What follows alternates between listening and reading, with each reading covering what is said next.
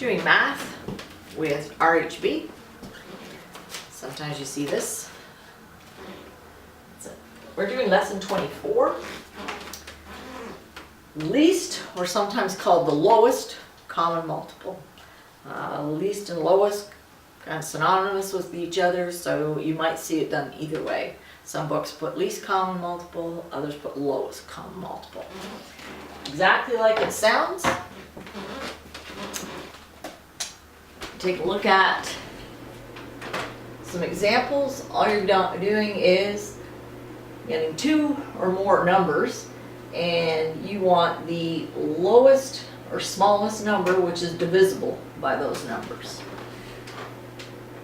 My example, it's not very dark, so I've 4, 6, 8.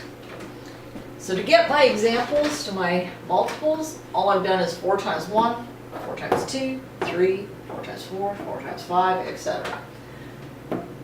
6 times 1, 6 times 2, 6 times 3.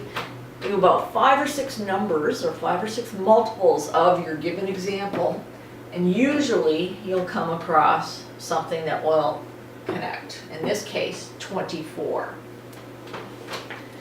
You have another possibility way over here. 6 and 10 are lowest common multiple. Sometimes you can just multiply the two. 6 times 10 gives you 60. Now, if you go a little smaller, you might come up with a possibility that's lower. So you're looking for the least or lowest common multiple. So it's 6 times 1, 6 times 2, 6 times 3, 6 times 4. Here's a problem. 6 times 5. What happened? Okay, it's very easy to do this and miss a possibility. So 6 times 5 is 30, and it's missing. So recheck your work. Take a look. 6 times 5. Then 6 times 6, 7, 8. So we have 10 to 1 to 2 to 3.